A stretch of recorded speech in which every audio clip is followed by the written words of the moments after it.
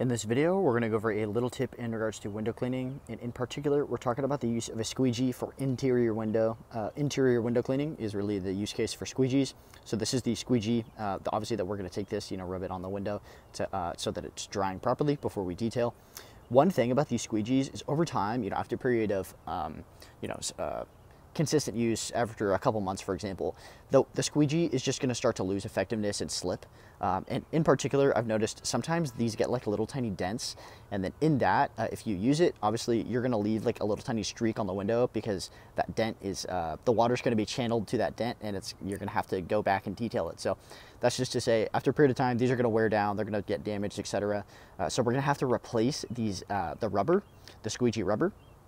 You can do that by pulling the little tab in the corner. So there's a tab in the corner. You can see it right here. I pulled it out prior. I'm videotaping with one hand and trying to point out with the other. So it's kind of difficult to do it in the video. But I pulled out this little corner.